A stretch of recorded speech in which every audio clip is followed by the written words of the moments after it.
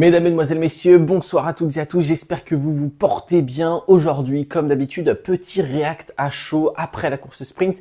Donc là, je suis très en retard, je viens juste de terminer la course sprint, je ne sais pas du tout quand la vidéo va sortir, je ne sais pas du tout si je vais être avant la course principale ou pas, je suis plutôt occupé en ce moment, mais je vais essayer de faire ça vite. Quelle course sprint? Quelle course sprint nous avons eu aujourd'hui à Silverstone? On va reprendre un peu le week-end dans l'ordre pour l'instant. Le vendredi, on a quand même quelques surprises, comme par exemple les KTM. Les KTM, pas une KTM en Q2, direct en tout cas. Par contre, on a aussi de la belle surprise. On a un Fabio Quartararo qui fonctionne très fort. On a un Johann Zarco qui est très bon aussi. On a Juan Mir qui loupe la Q2 alors que pourtant, je pense que la Honda et Juan Mir pouvaient faire quelque chose, même si le circuit, il n'est pas trop adapté à la Honda, on va pas se mentir. On a Ayogura qui se blesse dès le vendredi et ça c'est vraiment dommage, une mauvaise chute, un mauvais crash dans le secteur 1, là, entre le virage 1 et le virage 2. Enfin, c'est vraiment dommage pour Ayogura parce qu'on le sent, la Aprilia elle performe et dès le vendredi, la grosse surprise pour moi c'était Marco Bezzecchi qui roulait très fort et vous allez le voir sur cette suite du week-end, il y a eu des bas mais il y a surtout eu des hauts et Marco Bezzecchi, gardez-le à l'œil, notamment pour la course principale car ça peut être très intéressant. Bon, passons à la journée du samedi en qualification, la Q1. La Q1, comment vous dire? Comment vous dire qu'en Q1, on a donc 4 KTM. Premièrement, Maverick Viñales, petite panne mécanique, la moto qui s'arrête, voilà, pas de problème. Donc Maverick Viñales, pas de Q2. Bastianini en galère totale, Brad Binder nulle part. Et on a un Pedro Acosta qui va manquer de rien la Q2, mais qui va tout de même la manquer. Et pour vous dire comment la KTM fonctionne ou comment la Yamaha fonctionne, Miguel Oliveira, qui revient de blessure, qui a fait une course au Mans, qui a été quand même sous la pluie dans des conditions particulières. Donc Miguel Oliveira qui revient de blessure avec une moto toute nouvelle, car la Yamaha, elle a énormément changé depuis le début de la saison. Et il est devant toutes les KTM en fait, enfin, sauf Pedro Acosta, mais il joue le même chrono que les KTM. Donc c'est pour vous dire comment la Yamaha fonctionne ce week-end ou comment la KTM fonctionne ce week-end. Vous faites la comparaison, KTM, Miguel Oliveira, Yamaha. Je vous laisse faire votre petit schéma. Et alors là, après, on a une Q2 qui est tout simplement fantastique. Les chronos tombent, les records tombent et c'est énorme. C'est franchement énorme ce que nous a proposé cette grille MotoGP sur cette séance de Q2. On a eu de vrais chronos, on a eu des jeux d'aspiration, tu me suis, je te suis. C'était vraiment sympa à regarder. Et à la fin, je me suis dit, bon, c'est sympa, mais c'est toujours les Marquez qui gagnent. La série de pole position de Fabio Quartararo s'arrête là. Et là, je commence à voir 2-3 trucs qui changent. Il y a un Marc Marquez qui peut potentiellement ne pas être en première ligne. Et à la fin, Marc Marquez qui part 4e. Exceptionnel. On a un Francesco Bagnaia qui a été très calme tout au long du week-end, qui est passé un peu sous les radars, qui semblait en difficulté, qui nous sort quand même un super tour qualif, on va pas se mentir, pour se placer sur cette première ligne. Et on a après un Alex Marquez qui lui pour le coup n'est pas du tout passé en dessous des radars, qui est très clairement depuis le vendredi matin le pilote favori pour gagner toutes les courses et prendre la pole position. Eh bien, Alex Marquez sort un super chrono. Certes, mais ce n'est pas tout, car on a un Fabio Quartararo. Fabio Quartararo, énormissime. Fabio Quartararo, encore un tour légendaire, que ce soit à Jerez, au Mans ou que ce soit à Silverstone. À chaque fois, à la fin de la qualif, j'attends, je cherche le on-board de Fabio Quartararo et je regarde, et je le re-regarde, et je le re-regarde parce que c'est exceptionnel le pilotage qu'il nous propose.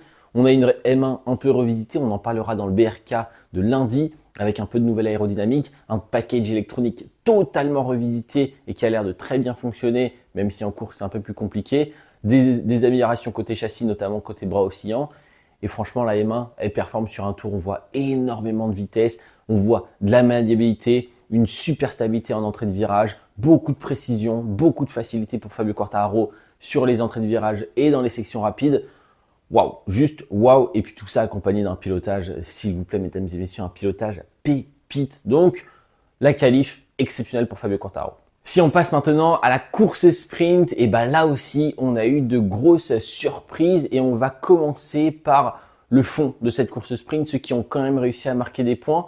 On va parler de par exemple Jack Miller qui avait fait un super résultat, tout comme Alex Rins depuis le vendredi, le passage direct en Q2, la qualification plutôt bonne, notamment du côté de Jack Miller. Et malheureusement, on le voit comme pour Fabio Quartararo, la Yamaha qui au bout de quelques tours commence à s'écrouler. En fait, la Yamaha va très vite, on le voit sur un tour, elle est capable de sortir énormément de potentiel.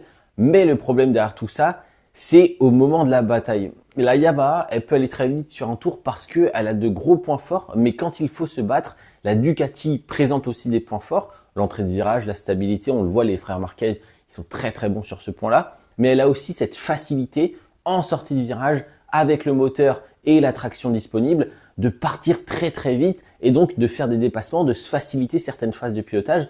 Alors que quand vous devez défendre avec la Yamaha, par exemple, vous ne pouvez pas sacrifier une sortie de virage avec la Yamaha ou faire un peu moins bien en milieu de virage parce que la moto ne vous le permet pas.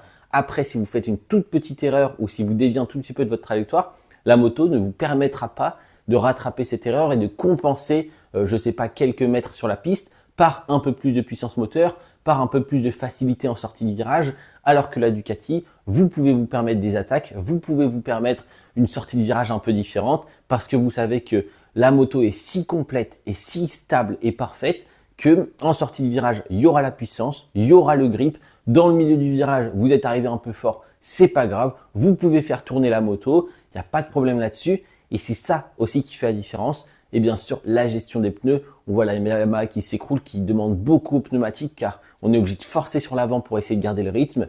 Et c'est compliqué. C'est très compliqué parce que sur un tour, détruire les pneus, c'est pas grave. Mais quand il y a une dizaine de tours à parcourir, on peut pas se permettre de faire freinage tardif sur freinage tardif et d'être à la limite comme ça, d'enchaîner les records du tour et d'être au bout de la moto pendant toute une course, même si c'est une course sprint. Donc malheureusement, les Yamaha, Fabio Quartararo, les Yamaha officiels, Jack Miller sont un peu descendus au classement au fur et à mesure. On a Pedro Acosta qui va quand même réussir à rentrer dans les points et limiter la casse. Mais c'est vraiment terrible, là c'est vraiment juste dû à du pilotage, parce qu'on le voit un Maverick Viñales qui était à l'ouest en termes de chrono, tout comme Bastiani, Brad Binder qui part encore à la faute malheureusement alors qu'il avait aussi le potentiel d'aller chercher des points. Chez KTM, ça va vraiment pas fort, même si on est sorti de la crise financière, la crise sur la piste et en termes de performance, elle est toujours bien présente, donc il va falloir vraiment se remobiliser et restructurer un peu tout ça. J'attends vraiment un gros travail de la part de Aki Ayo, mais on en parlera lundi aussi, je pense. Et après, on a Johann Zarco. On a un Johann Zarco qui, encore une fois, lui par contre, exceptionnel, Johann Zarco. Un début de course plutôt calme. Je me disais, ça va dégringoler un peu au classement. Ça a l'air compliqué de venir se battre aux avant-postes avec la Honda. Et avec le temps, Johann Zarco avec les pneus, prise de rythme, prise de risque aussi, parce qu'on a vu des dépassements magnifiques. Honnêtement, celui qui a fait les meilleurs dépassements aujourd'hui, c'est Johann Zarco, que ce soit sur Fabio Quartararo ou les autres dépassements finalement. Johann Zarco nous a régalé. Après, on a celui dont j'ai envie de parler parce que la Aprilia fonctionne. La Aprilia fonctionne aujourd'hui. On va pas se mentir, à Silverstone, c'est un circuit historiquement, en tout cas sur ces 5 dernières années, qui a très bien réussi à l'Aprilia. Des courbes rapides, énormément de vitesse de passage en courbe, de la stabilité, tout ce que demande la Aprilia. Tant qu'il n'y a pas de gros freinage, la Aprilia, elle est là, elle va très très vite. Et c'est le cas sur cet énorme circuit de Silverstone qui propose des super longues phases de virage en appui. Et Marco Bezzecchi, on le voit, c'est un bon pilote. Marco Bezzecchi, quand tout va bien, il arrive à performer et je pense que le résultat aurait encore pu être meilleur s'il n'était pas P18 ou P15 au premier virage du premier tour et après avoir fait une remontada jusqu'à la 4e position. Franchement, énorme de la part de Marco Bezzecchi. Demain, je ne sais pas si j'ai mis une option sur le podium, mais j'y pense. Et bien sûr, devant, on a toujours les pilotes Ducati. On aurait pu avoir un quadruplé Ducati, mais Francesco Bagnaia, vous me direz dans les commentaires ce qui s'est passé. J'ai pas eu le temps de lire ou j'ai pas bien compris ce qui s'est passé pour Francesco Bagnaia. Je ne sais pas si c'est seulement de la dégradation des pneus, mais on voit qu'il y a du travail pour Bagnaia sur le setup course sprint. C'était beaucoup mieux en début de course. On a pu se battre avec les frères Marquez, même si on s'est rapidement fait distancer. C'est mieux pour Francesco Bagnaia. Le feeling n'est toujours pas présent. Il le dit, il le répète, notamment sur l'avant et les grosses phases de freinage. C'est compliqué pour lui avec ses setup sprint et cette GP25.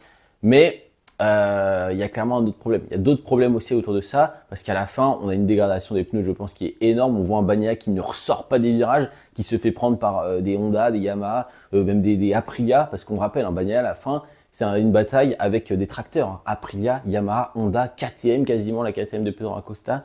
Donc c'était très compliqué, aucune traction, plus de train avant. On le voyait, les freinages, ils étaient 10 mètres avant tout le monde. Voilà, donc je vous laisse me dire ce qui s'est passé pour Bagnaia en commentaire. Et devant, la surprise d'Ija Antonio, un peu comme Bagnaia, lui aussi est passé en dessous des radars. La qualif est bonne, pas exceptionnelle. La course sprint est par contre superbement réussie. Et encore une fois, peut-être avec un peu plus de temps, est-ce que Dija aurait pu aller chercher Marc Marquez avec un meilleur départ, comme Marco Bezzecchi. Je sais pas, mais attention, je garde un œil parce que Marc Marquez, justement, qui lui finit deuxième, première fois de la saison qu'il ne gagne pas la course sprint, eh bien, je suis pas sûr du podium pour Marc Marquez demain, vous savez.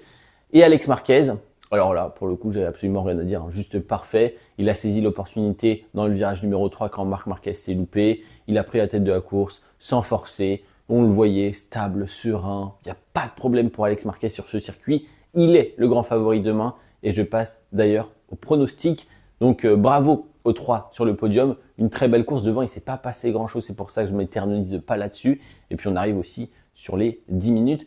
Donc demain, pour la course principale, si je prends aucun risque, Alex Marquez, Marc Marquez et j'hésite entre un Bagnaia et un DJ Antonio parce que les deux ont été très intéressants, mais je dirais Bagnaia. Et si j'aime le risque, Alex Marquez, DJ, Marco Bezzecchi. Vous faites ce que vous voulez avec ça, mais il y a un monde où, si les conditions sont bonnes, que ça se termine comme ça, mais il va falloir beaucoup de points qui font que Didja et Bezzecchi prennent un bon départ, fassent les bons dépassements. Peut-être qu'Alex Marquez et Marc Marquez se loupent un petit peu, Bagnaia aussi, et donc voilà. Mais je pense que c'est un podium qui est faisable et je vous laisse me dire vos pronostics dans l'espace commentaire et j'ai envie de vous dire bon week-end et bonne course à vous. Ciao, ciao, c'était Théo.